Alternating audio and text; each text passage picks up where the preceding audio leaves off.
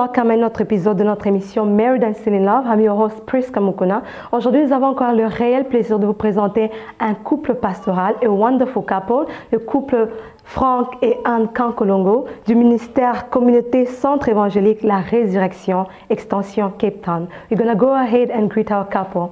Thank you so much. Merci beaucoup de nous avoir honorés, d'avoir accepté notre invitation sur notre plateau, notre émission Married and Still in Love. Comme nous disons toujours que le but de cette émission, c'est pour encourager, donner l'espoir à ceux qui veulent entrer dans le mariage et ceux qui sont aussi dans le mariage. Merci beaucoup, Pasteur Frank. Merci beaucoup, Maman Pasteur Anne.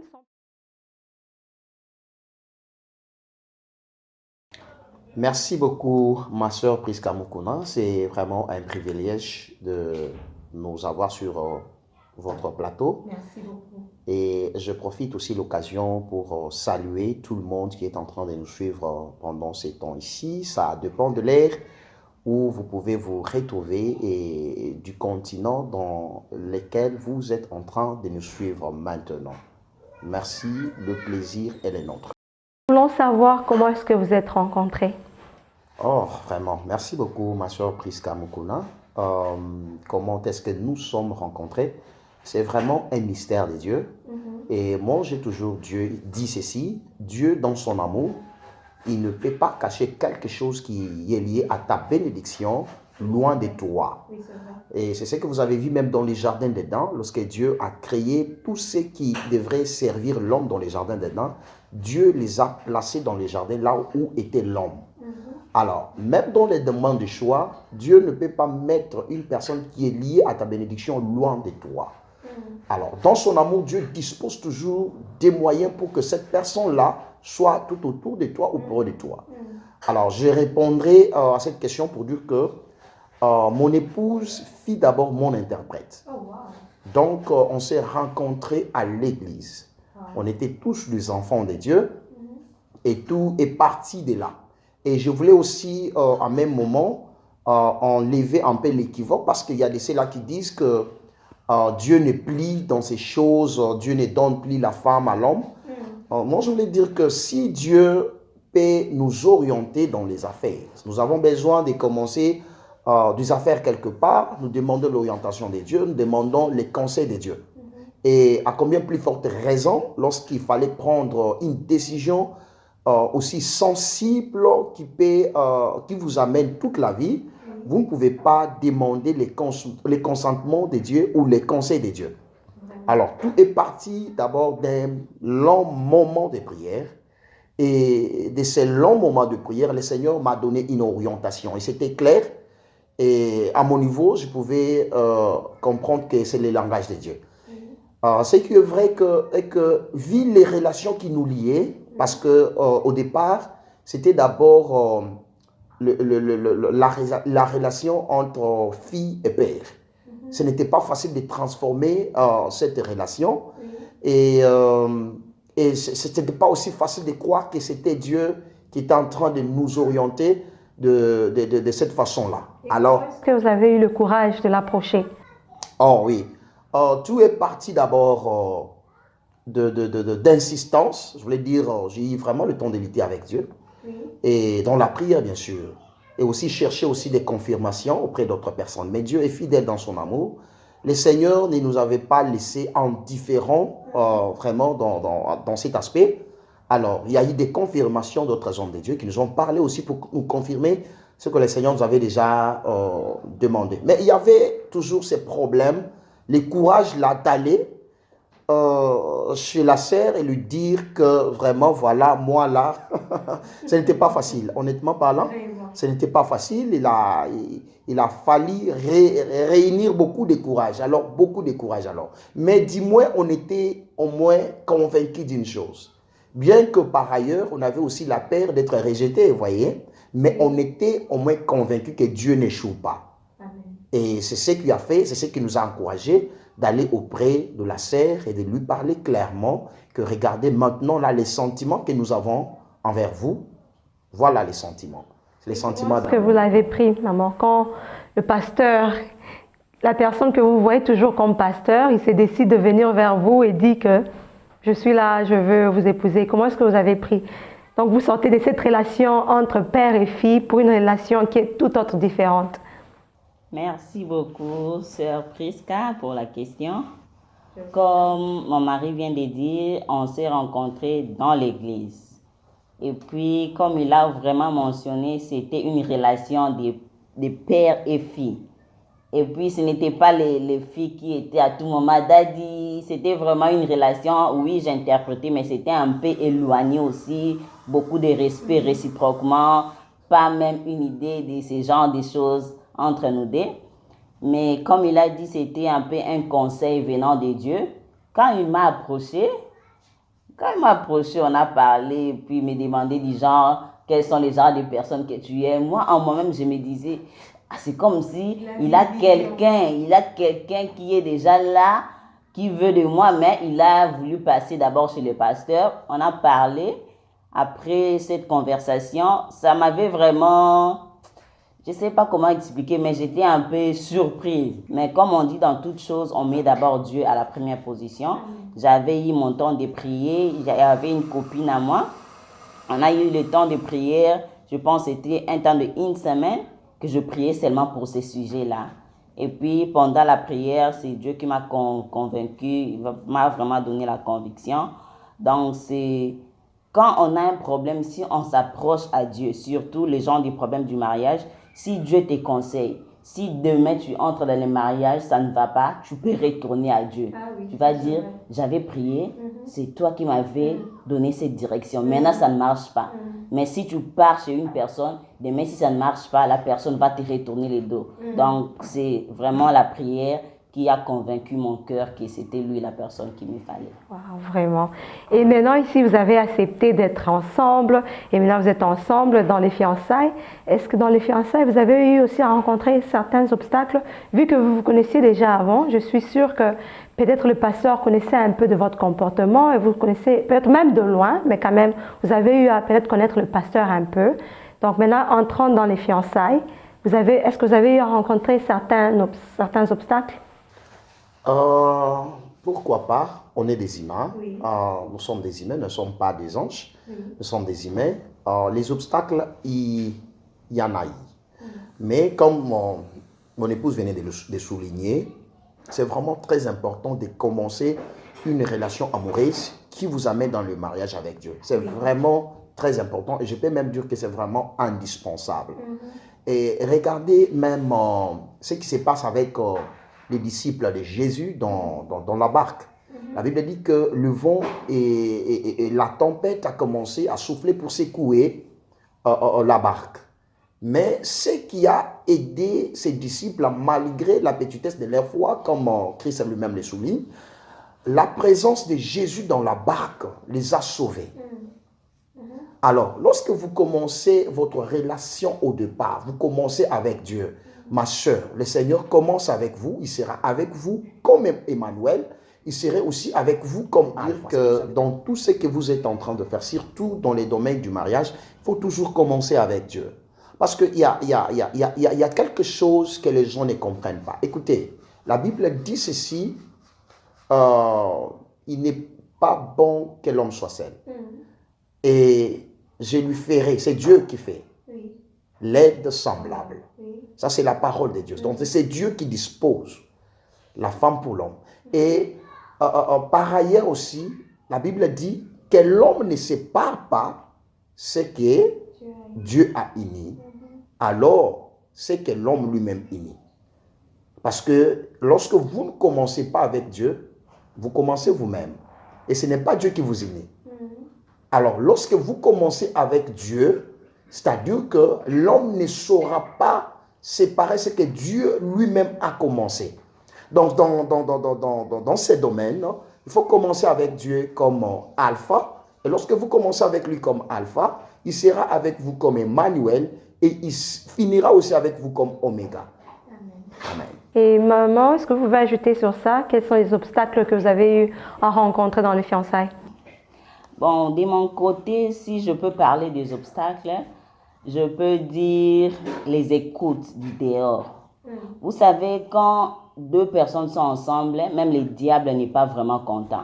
Le diable peut envoyer des gens pour venir parler des choses. Et si toi, tu es là prêt à écouter, ça peut briser la relation. C'était un peu un obstacle parce que tu écoutes ici, tu écoutes là-bas, tu te sens comme ça. Est-ce que c'est vraiment un bon choix? Et puis aussi, comme on avait dit avant, notre relation, c'était vraiment une relation entre père et fille. La sœur Anne était la sœur qui s'habille très bien à l'église. Là, elle est sainte. Nous tous à l'église, nous sommes calmes. Mais le pasteur ne connaît même pas comment est-ce que la sœur Anne se fâche. Et puis un jour comme ça, nous sommes dans les fiançailles, la sœur Anne se fâche, elle se lève. Un jour comme ça, le pasteur se fâche, il se lève.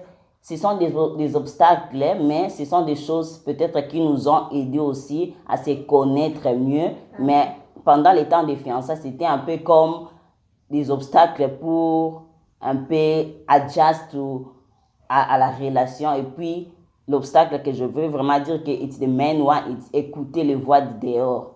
Les voix du dehors peuvent briser la relation si vraiment tu es là à écouter ce que les gens sont en train de dire. Ça, c'est vraiment un obstacle pour votre relation. Comment est-ce que vous avez su vaincre ces écoutes-là, ces voix de l'extérieur qui étaient là contre votre relation?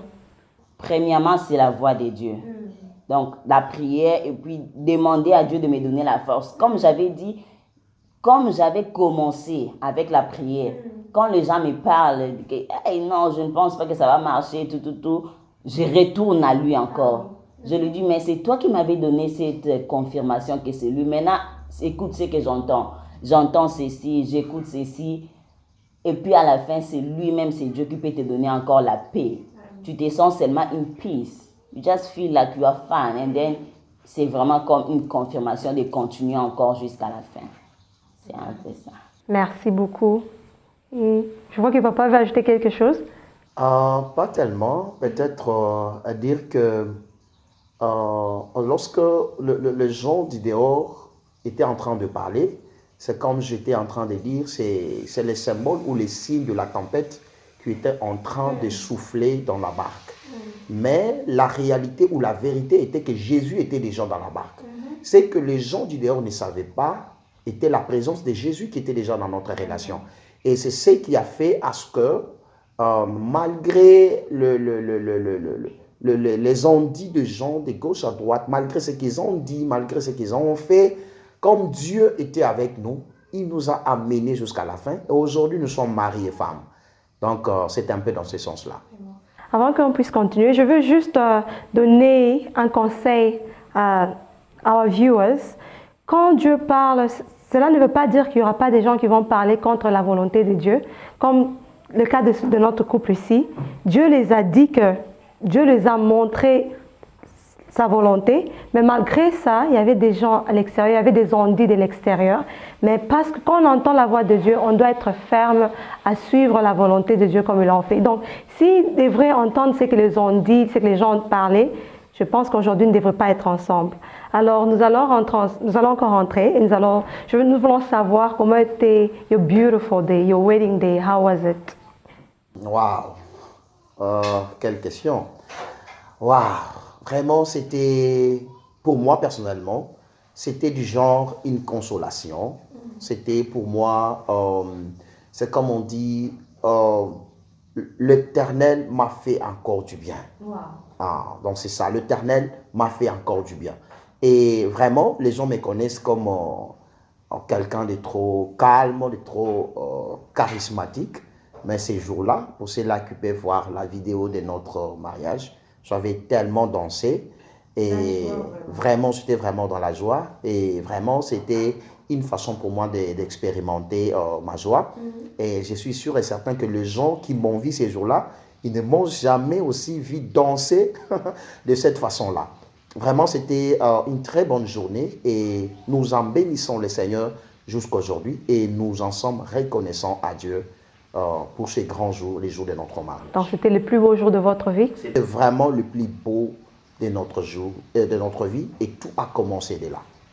Et maman, vous allez dire la même chose? C'était aussi le plus beau jour de votre vie? Oui, c'était le plus beau jour de ma vie, oui. J'étais vraiment heureuse, j'avais vraiment dansé. J'avais dansé, j'étais fatiguée. malgré qu'il y avait quand même aussi des stress, vous connaissez, quand on fait des arrangements pour le mariage et tout, il y a un peu de stress. Si même je peux aller très loin, on m'a maquillée, mais je n'ai pas aimé le maquillage. J'ai enlevé ça. J'ai nettoyé mon visage le jour de mon mariage pour reprendre encore le maquillage. Donc, pour dire qu'il y avait vraiment des stress, des pressions, mais ça n'avait pas... C'était aussi l'obstacle. Oui. Donc le diable était vraiment levé contre le maquillage. C'était vraiment comme un combat, mais en dehors de ça, ça n'avait pas enlevé la joie qui était en moi. Malgré que j'étais sortie de là, quand on faisait le maquillage, je ne voulais pas. Donc, j'ai même pleuré. Mais quand je suis sortie, j'avais seulement cette joie-là parce que c'était un grand jour pour moi. Je ne voulais pas détruire ça pour quelque chose qui peut-être ça va seulement passer et puis rien ne va se passer. Donc, c'est un peu ça. C'était un bon jour. Dieu était là. Dieu nous avait fait du bien. Amen. Amen. Et maintenant, nous avons quitté l'étape de fiançailles. Nous sommes maintenant dans le mariage. Je suis sûre qu'en entrant dans le mariage, vous avez des attentes, some expectations. So would you like to share some of the expectations that you had while entering marriage? Les attentes que vous avez eues. Oui, en fait, je pense que c'est quelque chose qui va aider beaucoup de gens. Il est vrai que la personne que vous avez dans les fiançailles, ce n'est pas la même personne que vous aurez dans le mariage. Vous pouvez élaborer? Comment est-ce que je peux expliquer ça? Parce que c'est comme madame venait de le dire maintenant. C'était ma première fois. Ma première fois de la voir s'est fâchée, c'est dans le mariage que j'ai vu ça. Et elle aussi, c'était sa première fois de voir que le pasteur se fâche aussi. Donc, il ne m'a jamais vu, même dans les fiançailles, on était toujours bien. Mais dans le mariage, alors, pour la première fois, elle dit non, je me fâche, j'étonne aussi comme un homme. Alors, c'était une grande surprise pour elle, de même aussi. Et c'est ça un peu. Alors, lorsque nous sommes dans le mariage, nous nous attendons à une personne parfaite. Vous voyez? Donc, beaucoup de gens s'attendent à ça. Et il y a de ceux-là qui s'attendent à des anges qui tombent directement du ciel. De personnes qui, chaque jour, vous adorez les bons dieux du matin jusqu'au soir. Il n'y a que Hosanna, Hosanna. Contrairement dans le mariage, il y a d'autres réalités. Il y a d'autres réalités. Et je bénis beaucoup Dieu pour cette bonne personne qui l'a mis à mes côtés. Une personne qui me comprend facilement.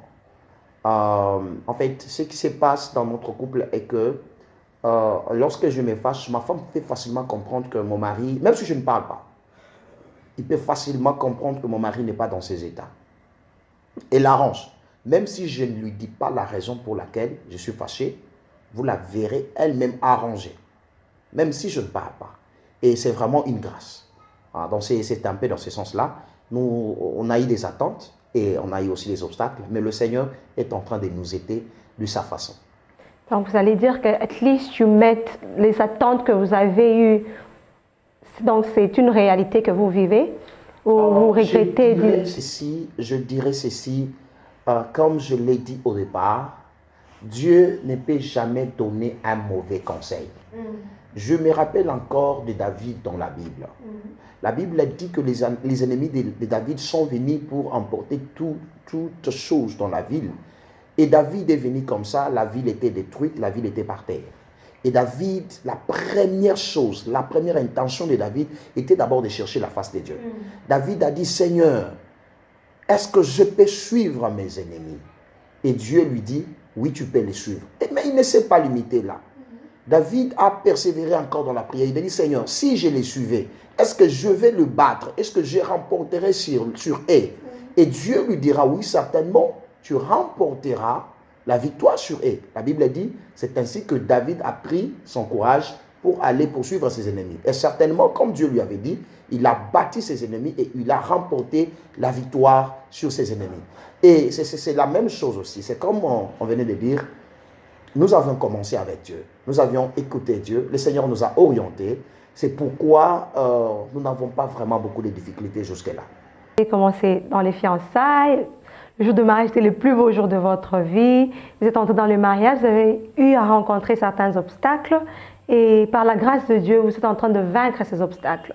Et je vais poser cette question à maman. Et je veux savoir comment est-ce que le mariage vous a changé. Merci beaucoup encore pour la question, sœur Priska. Pour moi, premièrement, le mariage m'a donné un grand cœur. Oui, j'avais déjà un cœur grand, oui, et ça a encore ajouté. Pourquoi j'ai dit ça? Parce que j'étais seule, j'étais seulement sœur Anne. Maintenant que je suis mariée à un pasteur, je suis maintenant maman pasteur, je dois vraiment avoir un grand cœur parce qu'il y a des fois, je veux être avec mon mari, mais il doit conseiller un couple ou soit il doit prier pour une personne, il doit parler avec une sœur. Donc tout ça, si tu n'as pas un grand cœur, en tout cas, tu risques de te faire des idées qui, à la fin, peut-être peut encore briser la relation, le mariage et tout. Et puis aussi, je dirais, quand j'étais seule, j'étais libre. Je suis libre et je peux sortir comme je veux. Je peux faire tout ce que je peux aller au mall, je peux aller aux réunions, je rentre quand je veux. Il y a déjà le Uber qui est là pour nous, 20 heures, je peux rentrer. Maintenant que je suis mariée, je ne peux plus seulement sortir comme ça, comme je veux. Si je dois sortir, je dois quand même demander à une personne ou soit informer une personne. Si la personne ne veut pas aussi avoir un peu ce cœur-là d'accepter, ok, papa ne veut pas, donc je ne pense pas que c'est une bonne idée, je ne sors pas. Donc, je peux dire que c'est ça là. Et puis, ajouter encore la communication. Parce qu'avant, oui, je parlais, je suis cool avec tout le monde, mais j'étais un peu renfermée avec mes trucs. Quand il y a mes choses à moi, je ne partage pas. Mais maintenant qu'il y a une personne auprès de moi, il y a un peu cette libéralité de communiquer. Quand il y a un problème, on s'assoit, on parle et puis on résout le problème. Donc, je peux dire, c'est tout ce que je peux dire. J'ai vraiment aimé ce que vous avez dit, le mariage vous a donné un grand cœur. Vraiment, ça englobe beaucoup. Hein? Quand on dit un grand cœur, ça englobe beaucoup. Et papa, comment est-ce que le mariage vous a changé? Ça, Prisca, je dirais, en fait, pour dire que le mariage m'a changé, ça serait vraiment difficile pour moi. Au contraire, je peux dire que le mariage a encore ajouté quelque chose de plus dans mon expérience. Pourquoi je dis ça? Parce que moi, personnellement, j'ai connu le Seigneur à l'âge de 12 ans. Et c'est pour dire que je n'ai pas connu la vie que tout le monde a connue. Et des fois, quand je dis aux gens que moi, je n'ai jamais fumé, je n'ai jamais goûté à la bière, les gens disent, mais comment, toi, tu es comment? Tu viens de quel continent? Tu viens de... En fait, tu vois, un peu dans le monde anglophone, les gens voient les choses au très bas. Donc, et aussi, dans ma marche avec Dieu, dans mon parcours avec le Seigneur, s'il y a une requête dont j'ai pris beaucoup de temps de prier là-dessus, c'est le brisement. Wow. Je me rappelle encore, l'Église organise toujours chaque fin d'année les jeûnes de 21 jours. Moi et mon frère Marquis, le cordon Marquis, que je salue en passant, je crois qu'il est en train de nous suivre, nous nous sommes dit, au lieu de faire 21, nous allons aller jusqu'à 60 jours. Wow. Et on s'est donné une seule requête. Et notre requête était, Seigneur, brise-moi. Et je bénis beaucoup le Seigneur parce que, en fait, ça a influencé un peu mon caractère et mon comportement jusqu'à aujourd'hui.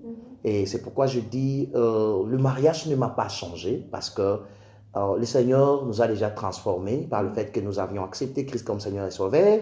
Le Saint-Esprit de Dieu habite en nous et il nous éclaire. Donc, au travers de la parole de Dieu, nous marchons conformément à la parole de Dieu. Donc, c'est un peu dans ce sens-là. Or, donc pour dire que le mariage a ajouté de l'expérience sur moi. Mais transformer, c'est un peu difficile. En tout cas, vraiment, merci beaucoup pour votre réponse. Maman a touché un point très, très important, comme je viens de dire. Elle a dit que le mariage a donné un grand cœur. Elle nous a expliqué qu'elle était une sœur en Christ et maintenant elle est devenue maman pasteur. Et il fallait maintenant savoir comment, how to deal with, people. Et je veux aussi prendre là cette opportunité de poser cette question à papa. Comment est-ce que vous combinez l'œuvre de Dieu avec votre vie de famille, votre vie de foyer, votre vie de couple? Oui, ça je peux dire que c'est une autre réalité, le ministère et la vie du couple. C'est vraiment une réalité et je bénis beaucoup. Il y a beaucoup de séminaires et des enseignements là-dessus, des hommes dédiés, comment est-ce qu'il faut combiner le ministère et le mariage. Parce qu'il y a, à un certain moment, vous avez comme tendance de vous accrocher plus au ministère et vous oubliez la famille. Souvent, beaucoup d'hommes de Dieu tombent aussi dans les pièges. En tant qu'humain, je me rappelle encore une fois, il m'est déjà arrivé d'être trop accroché au ministère. Alors, un homme de Dieu m'a dit, non, écoutez, tu n'as pas que le ministère, tu as aussi une vie à vivre. C'est le révérend Titi Béagras que je suis en train de saluer. Il m'a dit, non, tu as aussi une vie à vivre. Tu as une vie. En dehors du ministère, c'est ce que tu fais pour Dieu. Mais en dehors du ministère, tu as aussi une vie. Il faut aussi voir aussi un autre aspect des choses. Et j'ai pris ces conseils-là. Et vraiment, j'essaye un peu d'équilibrer maintenant les deux. Maintenant d'écouter papa, papa nous a expliqué comment est-ce que Dieu l'aide à combiner le mariage, la vie du foyer et l'œuvre de Dieu. Et maman, comment est-ce que vous le faites? Bon, comme la Bible le dit, chaque chose en son temps. Donc, oui, on part à l'église, on a le service, on doit prier, on doit faire ceci, cela, mais on doit aussi avoir un temps de foyer. Nous connaissons, surtout dans le pays où nous sommes, c'est vraiment ce qu'on appelle busy. Tu pars au travail, tu reviens, mais seulement par la grâce de Dieu, on arrive un peu à partager le temps. Donc, il faut vraiment, s'il faut même faire un calendrier du genre, du lundi à mardi, du lundi au vendredi, je fais ceci, je fais cela, et puis les samedis, c'est seulement un temps où je suis avec mes enfants, je suis avec mon mari, je suis à la maison, je ne sors pas. Et donc, ça veut dire que vous prenez le temps du couple et quand même, j'ai aimé ce que maman a dit, elle a inclus les enfants, donc quand même, at least you give affection to your children. Vous avez le temps aussi de partager avec les enfants, papa, c'est ça? Merci beaucoup, ma soeur Priska, pour la question. Vraiment, je voudrais dire que c'est un élément très important. En fait, les enfants ont toujours besoin de cette affection-là de parents. Parce que lorsque vous ne donnez pas aux enfants cette affection-là, les enfants vont retrouver ça ailleurs. Et lorsque les enfants retrouvent une affection de Larry peut aussi les transformer. Alors, vraiment, par la grâce de Dieu, nous faisons toujours cet effort-là de passer des bons moments avec les enfants. Il nous arrive de sortir avec les enfants ensemble, de faire des jeux. Il y a des moments où nous mettons de musique en famille, nous dansons. Les enfants voient aussi leur papa en train de danser et puis nous mettons de pas de danse ensemble juste pour créer l'ambiance dans la famille. Et je pense que c'est vraiment très important pour tous les couples des hommes de Dieu que le Seigneur a béni avec les enfants. En tout cas, nous sommes vraiment bénis. Nous sommes vraiment, en tout cas, moi, je suis bénie. We've learned a lot. Put Jesus at the center of everything and everything will go forward. So, nous sommes en train de chuter. Je veux juste poser cette question pour savoir si on doit vous coter sur 10. Je dis aujourd'hui, on prend les cahiers, un bic rouge, on doit coter papa ou bien on doit coter maman. On est scale to 1 to 10. How well... je dois commencer avec maman. On est scale to 1 to 10. How well do you think you know papa? I can say 8. 8 sur 10? 8,9. Ah. C'est vrai, papa, vous croyez qu'elle vous connaît 8,9? Oui, elle a pleinement raison, parce qu'il n'y a que Dieu qui nous connaît, nous, plus que nous-mêmes. C'est-à-dire que le 1,1 est là, ça appartient à Dieu, qui sonde les profondeurs et les reins. Donc, c'est ça un peu. D'accord, donc je vais alors tester maintenant votre réponse. Si vous connaissez papa, quelle est sa couleur préférée? Sa couleur préférée, je dirais le bleu foncé. C'est vrai, papa, c'est le bleu foncé? Oui, elle a raison. Ok. Et sa nourriture préférée? Sa nourriture préférée, comme tout le monde qui se respecte, ça doit être le feuille de manioc, les foufous et le poisson salé bien fait là. Ah, wow. Donc, je vois que papa aime bien manger, hein? Et si papa veut, par exemple, relax, il a un long day, quel est son sport ou bien son hobby préféré? Qu'est-ce qu'il aime faire pour se détendre? Pour se détendre, la musique. Il aime beaucoup la musique et puis aussi le sport. En tout cas, je vois vraiment que vous connaissez papa. Et papa, on a scale to 1 to 10. Si on doit vous coter, how well do you think you know mama? 9. 9? Yes, 9. Bon, je dis ça pourquoi? Parce que c'est comme je l'ai dit au préalable, que elle était d'abord mon interprète. Donc, je la connais comme ma fille à l'église. Et vous voyez, c'est déjà une très grande partie de connaître la personne physiquement. En fait, quand je parle déjà de 9, et lorsque nous sommes dans les mariages, le temps que nous avions passé ensemble dans les fiançailles, m'a encore permis de bien la connaître. Alors, c'est comme je l'ai dit aussi, que les 1% là, ça appartient à Dieu. Oui. Donc, je vais maintenant tester votre réponse. Quelle est la couleur préférée de maman? Maman aime deux couleurs. Okay. Elle aime what we calling in English pink color. Okay. Pink. La couleur rose? Yes, and then she likes also blue. Oh, wow. She likes also blue. Et sa nourriture préférée, si maman doit bien manger?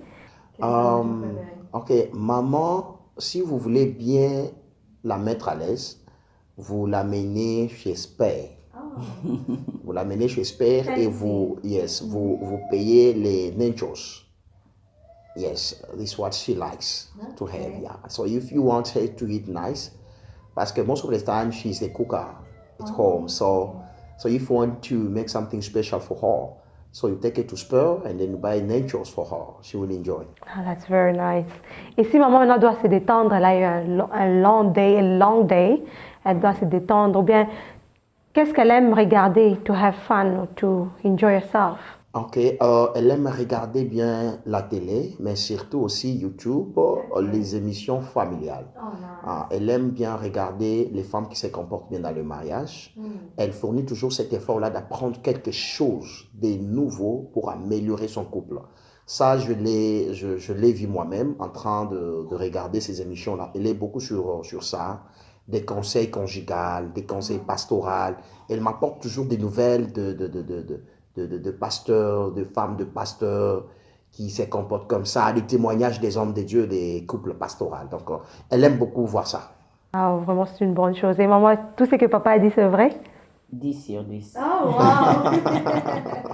En tout cas, merci beaucoup. Nous sommes en train de chuter. Et si nous devrions sponsoriser, so if we decide to sponsor your honeymoon, je sais que vous êtes mariés, vous êtes déjà mariés, mais on décide encore de vous amener dans une autre lune de miel. Which place would you like to go? In South Africa or out of South Africa? Anyway. Yes, I will go to America. Yes, I will go to America for 1 week. Come back. Et maman? For me, I can say I can even go back home. Because I left, it's been a long time. So, on peut encore aller là-bas, revenir encore. Donc, but anyway, même en Amérique, comme papa a dit, pas de problème. C'était vraiment un réel plaisir de vous avoir dans notre émission. We thank you so much. We have learned a lot. Et avant qu'on puisse finir, je veux demander à maman de conseiller ces jeunes filles qui nous regardent, qui veulent entrer ou qui aspirent au mariage. Peut-être pour une raison ou une autre, elles ont peur ou bien je ne sais pas, elles ne sont pas sûres. Quel est le conseil que vous pouvez donner à ces jeunes filles? Comment est-ce qu'elles peuvent se comporter? Ok, merci beaucoup à sœur Priska pour la question. Ce que je peux dire à une sœur ou un frère qui est dehors, qui aspire au mariage, le mariage c'est une institution venant de Dieu. Le mariage c'est bien, c'est bon. Mais dans tout ça, on doit mettre Dieu à la première position. Prie pour ton mariage, prie pour ton mari, prie pour ta femme, mais aussi prie pour toi-même, que Dieu te prépare. Si peut-être tu es une sœur ou un frère, tu as reçu le message que toi, tu vas épouser un homme de Dieu, un homme qui prie, une femme qui sert Dieu. Regarde-toi toi-même. Tu t'es dit, ok, moi, je vais épouser un homme de Dieu. Dieu, change-moi déjà à un comportement qui va être agréable pour cet homme de Dieu, pour cette femme, cette servante de Dieu. Déjà, vraiment, j'ai dit, il faut mettre Dieu à la première position. Dieu va te donner une bonne direction. Amen. En tout cas, merci beaucoup pour ces réponses, ces conseils que vous avez donnés à nos jeunes gens qui sont en train de nous suivre, qui aspirent au mariage. Et papa, maintenant, je veux que vous puissiez donner des conseils à ceux qui sont dans le mariage, qui sont en train de traverser des moments difficiles peut-être, qui sont en train de penser que le divorce est la solution. Ils sont peut-être fatigués, ils voient qu'ils ont fait une erreur, ce n'était pas the best choice that they made to be into marriage. Quel est le conseil que vous pouvez donner à ces gens-là? Merci beaucoup, ma soeur Priska, pour la question. En fait, je voudrais dire que c'est comme je l'ai dit, il est vraiment très important. Je peux même dire que indispensable de commencer la vie conjugale sans Dieu parce que les conséquences sont vraiment, vraiment, vraiment terribles dans le chemin. Dans un chemin où vous êtes en train de faire avec une personne qui connaît bien la fin de votre chemin, il vous dira que non, à cet endroit-ci, il faut faire ça. À cet endroit-ci, faites ça. Que le chemin que vous êtes en train de parcourir vous-même. Le mariage, c'est une nouvelle expérience, c'est un nouveau chemin que vous êtes en train de parcourir. Mais vous ne connaissez pas là où vous partez. Il n'y a que le Seigneur, il n'y a que Dieu qui connaît. Alors, il est vraiment très important de commencer avec Dieu dès le départ. Alors, si vous vous retrouvez déjà dans ces corbeilles, vous avez commencé, mais vous n'avez pas Dieu, vous priez. Parce que le divorce n'est pas une solution et surtout que ce n'est pas biblique. À condition qu'il y ait une infidélité, comme la Bible le souligne, sauf pour une cause d'infidélité, comme la Bible le dit. S'il n'y a pas ça, vraiment, il faut prier pour que le Seigneur puisse vous aider. Et pour ceux-là qui ne sont pas encore dans le mariage, je suis en train de vous dire que cherchez Dieu. Si vous n'êtes pas encore convaincu de cette personne-là, retournez dans la présence de Dieu, que le Seigneur vous donne tous les signes clairs, que le Seigneur vous parle clairement de la personne, du frère ou de la sœur avec qui vous voulez vous engager. Rassurez-vous que vous commencez cette relation-là avec Dieu. En tout cas, merci beaucoup. C'était vraiment un réel plaisir de vous avoir. Thank you for honoring us, for accepting. We have learned so much and I believe that our viewers as well have learned a lot. En tout cas, que Dieu vous bénisse pour ce temps que vous avez accepté d'être avec nous. Thank you so much. Le plaisir est partagé, ma sœur Priska Mukuna. C'est aussi un plaisir pour nous. Merci beaucoup, Papa. So there you have it. I hope that you have learned a lot. C'est que moi, j'ai appris personnellement qu'il faut inclure Dieu dans tout. Donc Dieu, il faut savoir la volonté de Dieu. Papa a dit quelque chose de très important au début. Il a dit souvent, nous les gens, si par exemple je veux commencer un travail, je veux demander la volonté de Dieu, je veux que Dieu puisse me diriger à faire un business. Mais pourquoi pas quelque chose qui est très important comme le mariage, n'est pas demander la volonté de Dieu. En tout cas, il faut inclure Dieu dans tout. Le mariage n'est pas d'abord physique, il est d'abord spirituel avant d'être physique. So it was your host again, Priska Mukuna, from Married and Still in Love. Till we meet again, God bless you. Bye. Bye, bye, bye, bye. Thank you.